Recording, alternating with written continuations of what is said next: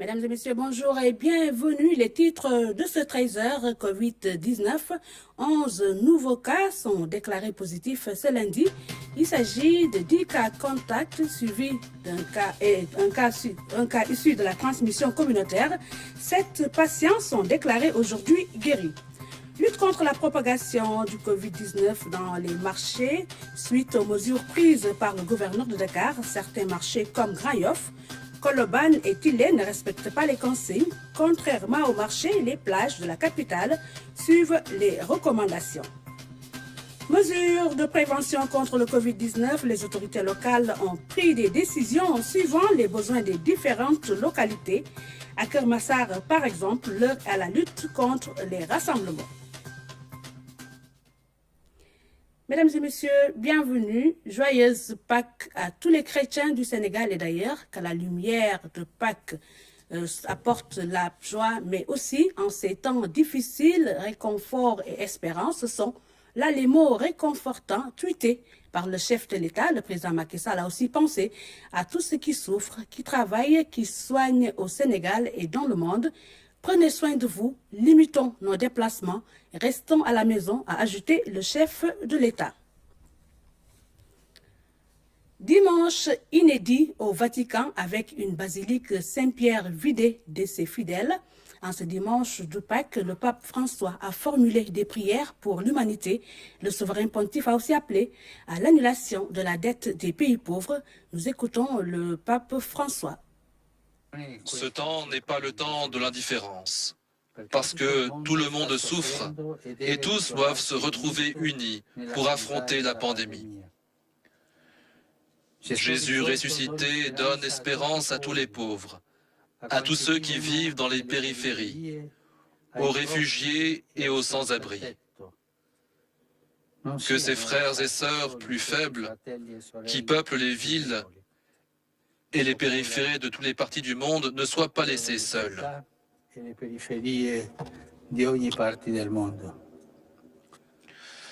laissons pas manquer des biens de première nécessité, plus difficiles à trouver maintenant, alors que beaucoup d'autres activités sont arrêtées, ainsi que les médicaments et surtout la possibilité d'une assistance sanitaire convenable.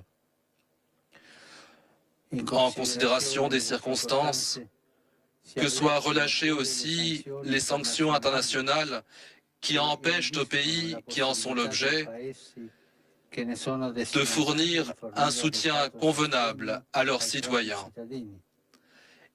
et que tous les États se mettent en condition de faire front aux nécessités majeures du moment, en réduisant, sinon tout à fait en remettant, la dette qui pèse sur les budgets les plus pauvres. Situation du Covid-19 au Sénégal. 11 nouveaux cas sont déclarés positifs ce lundi. Il s'agit de 10 cas contacts suivis et un cas issu de la transmission communautaire. Aujourd'hui, 7 patients sont déclarés guéris. À ce propos, nous écoutons le ministre de la Santé et de l'Action sociale, Abdoulaye Diouf Sarr. Ce lundi 13 avril 2020, le ministère de la Santé et de l'Action sociale a reçu les résultats des examens virologiques suivants. Sur 144 tests réalisés, 11 sont revenus positifs.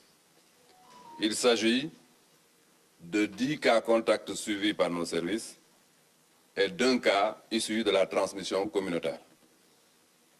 7 patients hospitalisés ont été déclarés guéris ce jour. Ils sortiront de l'hospitalisation tout à l'heure. L'état de santé des patients hospitalisés est stable. À ce jour, 291 cas ont été déclarés positifs au Sénégal, dont 178 guéris, 2 décédés, 1 évacué. Par conséquent, nous avons en ce moment 110 patients sous traitement dans nos hôpitaux. Le ministère de la Santé et de l'Action sociale exhorte les populations au respect strict des mesures de prévention individuelle et collective. L'aide alimentaire destinée aux ménages sénégalais dans le cadre de l'appui face aux effets du Covid-19. Cette aide est en train d'être acheminée partout dans le pays, occasion saisie par le directeur du registre national unique de revenir sur le mode de distribution. Dr Ousseynou Diop était l'invité du 20h d'hier. Il a été interrogé par Pape Bounachao. Le choix des ménages s'est fait de façon, ce qu'on appelle une approche ascendante. Parce qu'en matière de démarche de ce genre, il y a toujours une approche top-down et une approche bottom-up. C'est-à-dire, est-ce qu'on va parachuter les ménages du sommet et puis on va dire c'est ça, ou bien on va laisser les communautés. Non. Au début, quand on le commençait, je me rappelle, c'est M. Mansour Faye, M. le ministre qui était le délégué général. On avait commencé par faire à la cartographie le quota, la répartition des quotas, ce qu'on appelle le ciblage géographique. On l'a fait avec la NSD. Et après ça, on a fait ce qu'on appelle le ciblage communautaire. Le ciblage communautaire, c'est quoi? C'est qu'on va, dans chaque village, dans chaque quartier du Sénégal, mettre en place un comité où on a une composition, la composition la plus représentative et inclusive avec les représentants des femmes, des jeunes, des associations communautaires, les chefs de village, les chefs de quartier, les ONG, les structures de consanté de l'État. Et donc, il y a une organisation au niveau village et quartier, ensuite une organisation au niveau des communes, qui est ensuite une autre organisation au niveau départemental et au niveau régional. Ce qui fait que les listes stabilisées et validées au niveau communautaire, il y a un système de validation par l'autorité administrative et ça va jusqu'au niveau régional. Arrivé au niveau régional, c'est là où la délégation met en place un dispositif de saisie et l'ensemble des ménages au niveau communautaire, les données de ces ménages sont saisies dans une base de données. Et cette base de données, quand même, si vous permettez, aujourd'hui, c'est utilisé par une quinzaine de structures, de projets et programmes. Je peux donner l'exemple de la couverture maladie universelle. Je peux donner l'exemple des interventions, les programmes d'urgence à la sécurité alimentaire, les plans de riposte. Aujourd'hui, le ministère de la Famille, dans le cadre des bourses économiques et d'autres programmes. Nous étions même en train de réfléchir avec ce qu'on appelle la Sénélec, la direction de l'assainissement, pour faire en sorte que ces ménages puissent bénéficier, comment dirais-je, des appuis et des filets sociaux. L'autre aspect aussi qu'il faut préciser, c'est que quand on parle, par exemple, de pauvreté, pourquoi le président de la République il a donné des instructions pour qu'on mette en place cet outil? Parce que, comme on a vu, la pauvreté, il y a quelques années, on parlait beaucoup de pauvreté, ce qu'on appelle monétaire. Mais on se rendait compte que la pauvreté, elle est multidimensionnelle. C'est-à-dire les ménages qui est pauvre, qui n'a pas de ressources pour manger, c'est ce même ménage qui ne va pas inscrire son enfant à l'école, qui ne va pas le vacciner, et ensuite qui ne va pas aussi investir sur ce qu'on appelle le capital humain. Et donc, du coup, en investissant dans ces familles de façon concertée, santé, éducation, état civil, sécurité alimentaire et nutritionnelle, on se dit qu'on peut permettre à ces enfants de grandir et de ce qu'on appelle d'éviter ce qu'on appelle la transmission intergénérationnelle de la pauvreté. Et donc, du coup, quand il s'est agi actuellement de ces aides alimentaires dans le cadre de la pandémie Covid-19, c'est-à-dire aujourd'hui, il s'agissait de choisir 1 million de ménages. 1 million de ménages, c'est presque un tiers des ménages sénégalais qui seront appuyés. Et aujourd'hui, on a fait quoi? On a dit, puisqu'on a une base de données stabilisée, mise à jour au niveau de tout le Sénégal, on va commencer par cette base de données. Et ensuite, on va élargir ce qu'on appelle le delta pour atteindre le million. Donc, c'est ce travail qui est en train de faire. Et donc, le RNU a été le socle. Excusez-moi, mais comment on va se faire cette extension dont vous parlez? En fait, l'extension, on a déjà déterminé des quotas et qui ont été même publiés dans le journal et qui ont été envoyés aux autorités administratives. Mais ces quotas aussi, il faut comprendre que c'est des estimations, des projections. Aujourd'hui, ce n'est pas exclu que, par exemple, dans une région, au regard du profil de pauvreté et des réalités socio-économiques, qu'on puisse ajuster ces quotas-là. Si vous permettez, je peux donner l'exemple de la région de Thiès, où on a pu, en concertation avec les structures de concentré de l'État, ajuster les quotas en fonction des différentes communes pour un peu respecter le principe d'égalité et d'équité. Parce que comme vous le savez, en fait, quand il s'agit de répartir le quota, quand je dis l'autorité administrative, ce n'est pas l'autorité administrative qui s'enferme pour faire la répartition. Il fait appel aux structures de concentré de l'État, notamment l'ANSD, notamment le développement communautaire, notamment, par exemple, l'ADIE, et d'autres structures, les forces de défense, la santé, parce qu'ils ont des bases de données, qui ont des informations sur le profil socio-économique des différentes communautés qui composent le territoire sous la responsabilité du gouverneur ou bien du préfet ou bien du sous-préfet et ils vont ajuster. Donc cette possibilité est offerte aux structures et ça permet dans certaines mesures de faire ces répartitions la plus équitable et la plus juste possible. Pour revenir à la distribution donc, des vivres aux ménages vulnérables dans le cadre de la lutte contre le Covid-19 ou bien la situation causée par le Covid-19, pourquoi avez-vous jugé nécessaire d'impliquer l'armée? En fait, on a jugé nécessaire d'impliquer l'armée et les forces. En fait, nous, on parle des forces de sécurité et de défense. Parce que, monsieur le ministre du Développement communautaire, de l'équité sociale et territoriale, il a dit ça, c'est une opération d'envergure qui n'a jamais été réalisée au Sénégal, aussi bien en termes de volume qu'en termes de qualité qu'on doit avoir, en termes de transparence et tout.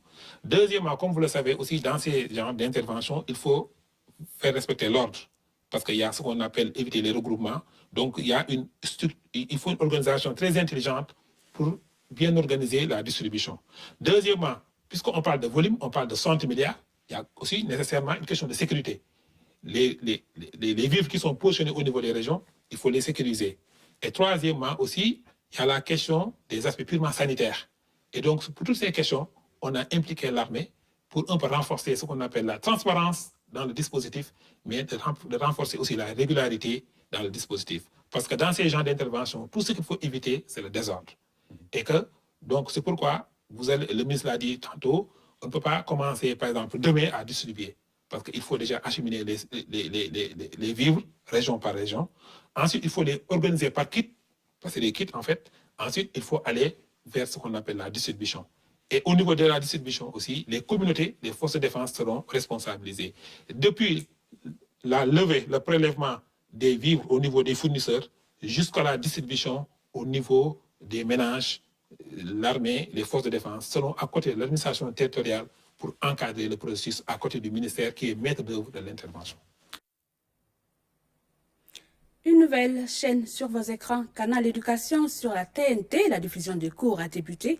Le ministre de l'Éducation nationale salue l'engagement et la détermination des enseignants dans la production des cours en ligne. Mamadou Talla a visité les studios et ateliers de production de la diffusion radio-télévision scolaire. Il se dit rassuré quant à la qualité du travail. Nous écoutons au micro de Pape Kolingom. Division de la région télévision scolaire, une ambiance de travail inhabituelle règne dans les locaux.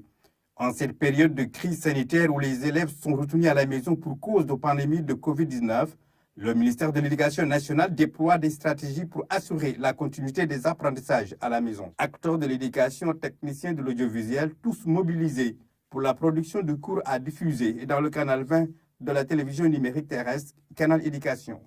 Je suis venu aujourd'hui à la DRTS voir nos collègues, nos directeurs, tous les éléments en tout cas du ministère qui depuis pratiquement une semaine sont ici pour en train de réfléchir, de faire des montages et de travailler pour qu'on puisse assurer ce qu'on appelle la continuité pédagogique. De l'anglais à la philosophie, de l'élémentaire jusqu'à l'enseignement moyen. Donc c'était important qu'on vienne voir ici au niveau de la DRTS ce qu'ils sont en train de faire. Dans les différents ateliers, les enseignants sont à pied d'œuvre pour l'enregistrement des ressources numériques. Le travail qui a duré 3 jours actuellement consistait à faire des résumés, n'est-ce pas, de cours sur ce qui a été vu déjà en classe par les élèves, sur la base, n'est-ce pas, des vidéos. Par la suite, bien sûr, le travail va se poursuivre sur le reste du programme de terminale. Il s'agira pour nous de dérouler complètement toutes les vidéos au profit des élèves et des professeurs. Nous avons dans un premier temps revisité les progressions actuelles en français, en mathématiques, en ASVS. Et nous avons ensuite proposé aux enfants des activités de consolidation. Et nous comptons aussi intégrer dans la production toutes les académies et toutes les IEF du Sénégal. Après avoir effectué un tour dans les différents bureaux et ateliers de production, le ministre Mamadou Talla livre ses impressions. Nous sommes dans une dynamique d'installation d'une nouvelle chaîne de notre canal qu'on appelle Canal Éducation, Alors regarder et voir si les conditions sont réunies et on est très satisfait de ce que nous avons vu. Mais j'ai trouvé des personnes responsables, engagées, déterminées, dans des conditions extrêmement difficiles. J'ai fait le tour, j'ai vu la philosophie, j'ai vu les sciences physiques, j'ai vu l'élémentaire et j'ai surtout regardé les conditions d'enregistrement que nous avons ici au niveau de la DRTS. Malgré la pause notée dans les écoles, les enseignants du Sénégal manifestent leur soutien au ministère de l'Éducation nationale à travers l'initiative Apprendre à la maison. Déjà, une dizaine de leçons sont produites et validées par le comité pédagogique du ministère de l'Éducation nationale. Elles sont diffusées tout au long de cette période sur le canal Éducation. En cette période de Covid-19, des mesures préventives sont prises pour stopper la pandémie. Au niveau communautaire, les autorités locales ont pris des décisions suivant les besoins des différentes localités à Keur-Massar qui compte une population de près de 500 000 habitants qui a enregistré 5 cas positifs de Covid-19. L'heure est à la lutte contre les rassemblements, nous dit Ramatadem. Le rond-point Keur-Massar, un lieu de ralliement pour des centaines de milliers de personnes tous les jours. Des rassemblements à éviter en cette période de Covid-19. Il s'agit d'un arrêté que l'autorité préfectorale a pris pour interdire d'abord tout stationnement de véhicules, de cyclomoteurs et de véhicules hippomobiles au niveau du rond-point de Keur-Massar et à 500 mètres de part et d'autre. Il s'agit également d'une interdiction de toute activité commerciale, à l'exception de la vente des denrées de consommation courante au niveau du rond-point de Keur-Massar et de 500 mètres sur un rayon de 500 mètres de part et d'autre. Des dispositions importantes sont prises puisque près de 500 000 personnes se réveillent chaque jour à Keur-Massar sur une superficie de 26 km². Une densité qui mérite qu'on s'intéresse de près à cette commune. Et nous avons les résultats. Ici, il n'y a plus de regroupement de personnes. La circulation, elle est fluide. Et le banditisme, le vagabondage, tout ça, tous les actes qui étaient subséquents à des types de regroupement de personnes là sont annihilés. Donc nous ne nous limiterons pas pour l'application de cette mesure-là seulement pour la période d'état d'urgence, mais nous comptons pérenniser cette action-là et nous comptons aussi sur la gendarmerie à que nous félicitons et remercions très sincèrement pour avoir accompli le travail. Des mesures restrictives pour freiner, voire stopper cette maladie, le Covid-19, puisque Keur-Massar a déjà enregistré 5 cas positifs, dont 2 communautaires. Si on fait les rapports, la densité au kilomètre carré est environ de 20 000 personnes au kilomètre carré. Ce qui veut dire que Keur-Massar quand même constitue une commune densément peuplée. Par conséquent, nous avons jugé nécessaire d'étendre ces mesures-là à travers tous les quartiers. Vous avez vu, on a visité tout à l'heure le marché de Aïnoumadi qui est totalement assaini et à défaut d'être fermé. Il y a le stationnement des clandos dans les ruelles, la vente, les activités de commerce, de petits commerces, des tabliers qui empêchent les populations de se mouvoir, créant toutes sortes d'actes délictuels. Et considérant que ces actes-là, nous allons continuer en rapport avec le maire d'entrer en profondeur dans les quartiers de Keur-Massar pour pouvoir assainir totalement, mais également rendre plus agréables les conditions de vie de nos concitoyens. L'heure aujourd'hui au respect strict des mesures de prévention, et ce sur toute l'étendue du territoire national. Lutte contre la propagation du Covid-19, 48 heures après la prise de 3 mesures par le gouverneur de Dakar dans les lieux de commerce. Dans les marchés de Grand Yoff, de Colobane et de Tilène, cette mesure n'est pas respectée. La raison avancée est celle économique, même si des ambulants et autres grands commerçants essaient de se conformer à la loi. Abbas, son reportage. L'une des 3 mesures prises par le gouverneur Al-Hassan Sall porte sur les commerces non essentiels et les marchés flottants. 48 heures après, le constat se passe de commentaires au marché Grand Yoff. Ici, l'ouverture de ces commerces attire notre attention. Il est 16h15. Même constat au marché de Colobane ou au marché de Tilène. Partout, les commerçants sont à la recherche de clients. Comme ñu état ñoom rek ñoo ñu mën a dimbale quoi Nous comptons beaucoup sur l'appui de l'État pour prendre en charge nos familles. Nous sommes d'accord pour les mesures, mais ce sera trop difficile et force restera à la loi.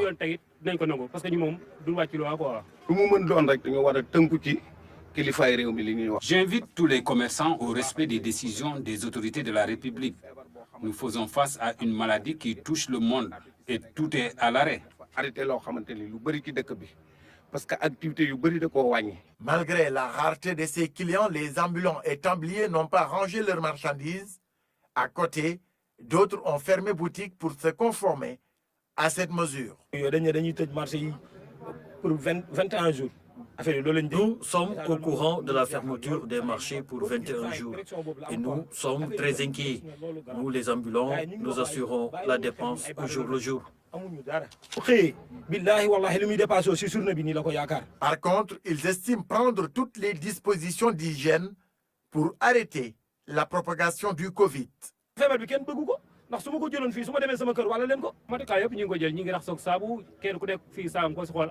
Les mesures d'hygiène sont respectées. Donc le seul hic en ce moment, c'est qu'il n'y a que le marché Tilène qui fonctionne. Les autres marchés sont fermés. Donc il y a un rush la matinée, mais nos agents font un excellent travail dans ce sens pour essayer de contenir les gens qui viennent ici pour acheter des condiments et autres. Et comment ne pas fermer ces hauts lieux de contact pour limiter ces cas communautaires? Cette question est sur toutes les lèvres et l'avis des experts nous édifiera dans les prochains jours, certainement pour arrêter les cas communautaires du Covid-19. Contrairement au marché, sur les plages de la capitale, les recommandations des autorités sont bien respectées, même si certains s'entêtent à ne pas changer leurs habitudes. Le constat de Mama Moussagna. C'est l'escadron monté qui nous accueille à la plage de la BCAO à Yoff. D'habitude grouillante de monde, la plage est restée vide ce dimanche. Pas âme qui vive. Ici, rien ne bouge. Gérants et clients de campement sont aux abonnés absents. Les rares boutiques qui tentent d'ouvrir guettent l'ombre d'un client. Le parking, à 16 h, n'a pas encore enregistré le moindre véhicule. Sur la corniche, la police veille au grain. En face de l'université Cheikh Anta Diop de Dakar, des éléments de la police surveillent les lieux.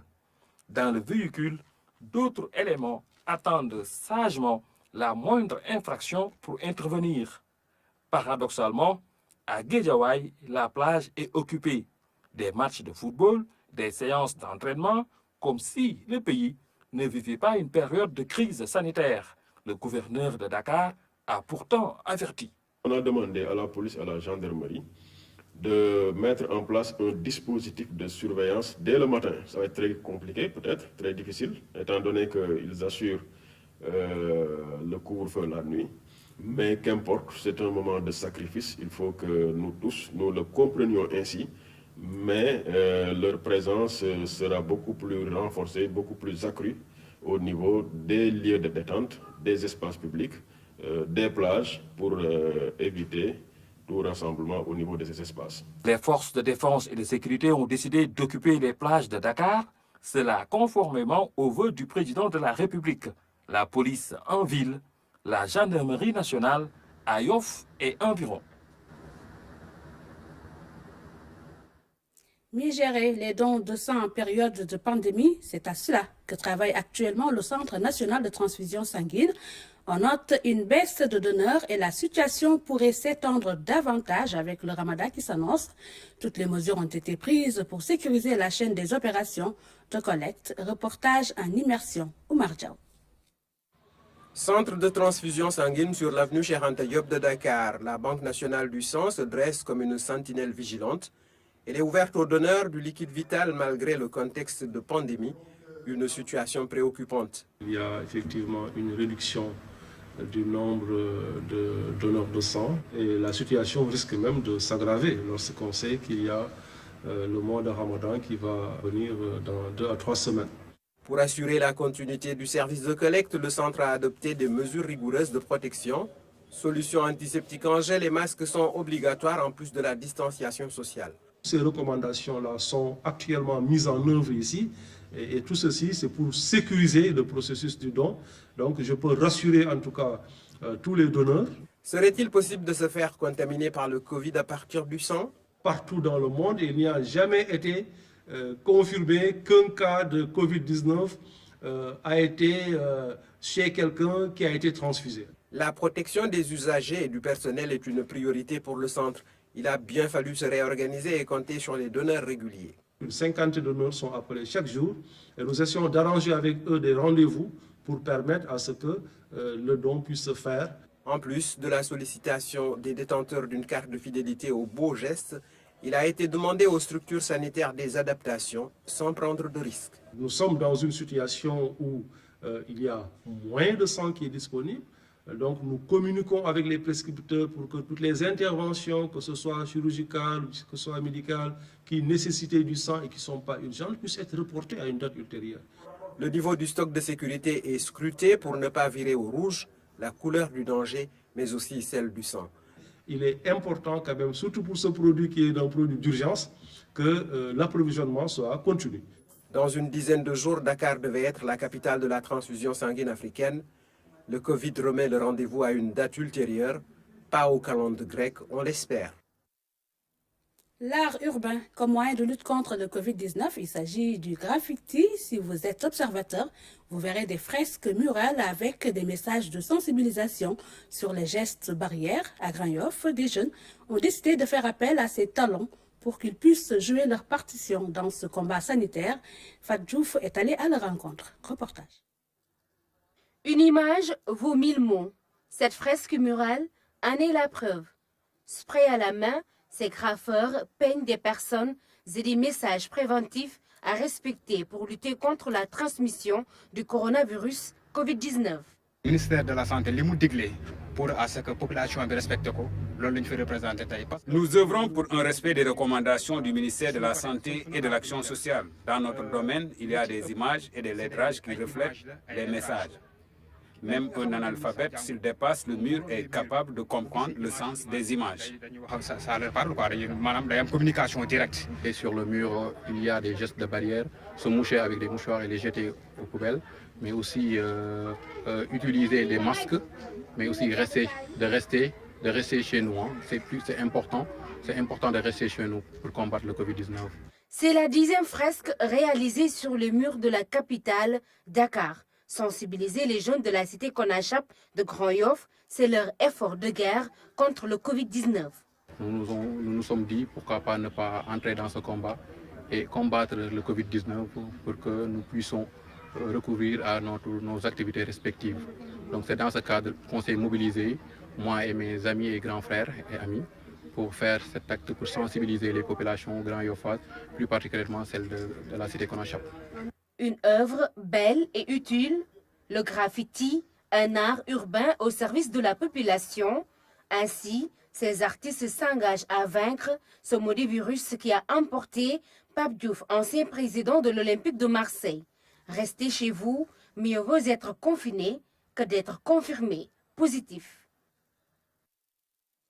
Le Covid-19 fait douter les États-Unis, le pays le plus puissant du monde, mais aussi le plus affecté à ce jour. Les statistiques sont mauvaises et pourraient être pires que partout ailleurs. New York a perdu son dynamisme et ses millions d'habitants vivent dans l'angoisse. L'Amérique face au Covid, la puissance relative, c'est une chronique signée Oumar Diaw. Pour comprendre la redoutable force du petit Covid-19 invisible, il faut voir comment le fléau est en train de frapper et d'ébranler le puissant pays de l'oncle Sam. L'onde de choc est pour certains comparable à celle qui a secoué le pays après l'attaque de Pearl Harbor en décembre 1941. Ce qui est inquiétant, c'est l'avis de spécialistes avertis de prévisions économiques, redoutant une situation plus catastrophique que tous ces événements antérieurs. D'évidence, en ce moment, les jobs se perdent par millions et les vies par milliers. Au palmarès, les USA sont devant comme au JO, Olympiade repoussée par le Covid qui n'invite pas aux Jeux. Le système sanitaire américain laisse à la marge plus de 20 millions de citoyens. Ce paradoxe dans l'accès aux soins a été à l'origine de l'Obamacare, pour lequel son successeur a dit « I don't care about ». Par ailleurs, sans doute pris par le vertige de la croissance et l'idée d'un second mandat, Trump n'avait pas pris au sérieux cette maladie quand elle babillait dangereusement dans son berceau chinois. New York, Symbole des immigrants qui arrivaient remplis d'espoir, donne une image misérable et fantomatique. La crise met à nu des spécificités socio-démographiques de ce pays multiracial où le souvenir de la ségrégation est encore dans les mémoires, surtout des Noirs. Car plus que toute autre communauté, celle des Afro est exposée aux risques sanitaires covidiens et pas que. Les héritages du passé expliquent bien des choses, mais plus largement, l'histoire enseigne que les États-Unis ont su vaincre plus d'un péril, même si ce n'est pas à la Rambo ou en 24 heures chrono. Fin de ce journal, merci de votre attention. Vous pourrez suivre tout juste après le journal en Wolof qui vous sera présenté par Maman Moussagna. Au revoir.